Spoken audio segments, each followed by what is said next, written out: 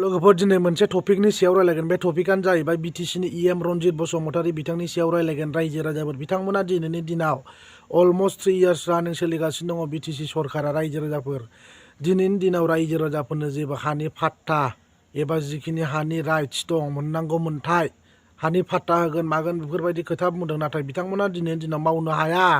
रायजो राजाफोर गिदिर गिदिर खोथाखौल' बुंगासिनो दङ। नाथाय दिनैनि दिनाव बिथांमोना बुंदों माने बर'फोरा हा हु थाबाबो दिनैनि दिनाव जोंनि आसामावनो बर'फ्रा बांसिन हा दङमोन मामोन बेफोरबायदि खोथा बुंदों। नाथाय दिनैनि दिनाव बिथांमोना माने बेफोरबायदि थांखांनाय खोथाखौ बिथांमोना बोखांनांगौनि दरखारानो गैया, रिकभारि खालामफिननांगौ दरखारानो गैया। बिथांमोना दिनै मावनो लाबाय, जेखन कमिटमेन्ट होबाय, जेखन मावदो, दिनैनि दिनाव पावाराव फैबाय, नोंसोरो सरकाराव फैबाय, रायजो राजाफोरनि जे कमिटमेन्ट होदों बेखौ मावना होदोब्रा फेरेंगा नोंथां। दिनैनि दिनावलाय मानोथो बर'फ्रा हा मोनबाबो फाननानै जायो मायो बेफोरबायदि खोथा बुंखो? लाजिनांगौ बिदि बुंनो। नोङो सासे नलेज गोनां मानसि इएम जालायलायनानै दिनै दिनाव बेफोरबायदि खोथाखौ बुंनो नोङो लाजिनांगौ। नोङो ससियेल मिडियाआव हा मालाय गावनि खोथाब्रा, बे फाननानै जायो ना जाया बे गावनि खोथा। माबा मोनसे प्रब्लेम जाबाय बा बेमार आजार जाबाथ' फाननांखागोन, उफाय गैया। नों हरदो होनबा बयनोबो रानै रानै सानफ्रामबो थाखा फैसाखौ। दिनैनि दिनाव गरसेबो रायजो राजाफोरखौ नायाखै, न' बां होआखै, गभर्नमेन्टनि न' मा बेफोरखौनो होनो हायाखै। दिनैनि दिनाव गिदिर गिदिर खोथा बुंदों।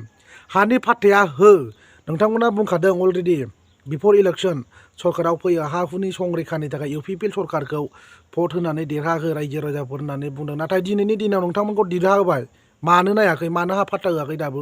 दिनैनि दिनाव लाजियाखै नामा बेफोरबायदि खोथा बुंनो? हो, मालायनि हा फाननानै जानाय जायैखौ नोंहा बुंनांगौनि जेबो राइट्स गैया। थाखा फैसा गैया, माइरं गैया, बिथांमोना फाननांदों एबा लोमजादों, अपारेसन जादों, सोरबा बिदिनो माबा माबि अनेक एभ्रिथिं बेमार जादों, फानदों गावनि हाखौ। नोंथांमोना जि खामानि मावनांगौ, सरकारा हानि फाट्टा होनांगौ, बेखौ डिस्ट्रिबिउसन खालामनानै हो। आरो होनो हायाबा बेफोरबायदि खोथाखौ ससियेल मिडियाआव दाबुं।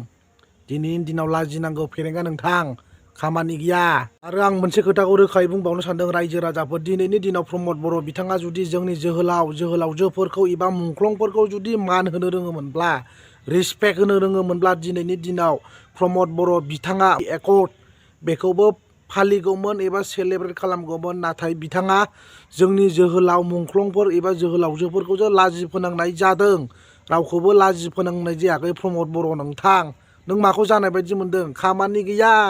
नोङो इसिबां जुदि अल बड' स्टुडेन्ट इउनियननि सासे गोख्रों बिबान गोनां दैदेनगिरिमोन, नोङो प्रेसिडेन्टमोन, दिनैनि दिनाव नोंनि खर'आव मा दं? मा दं?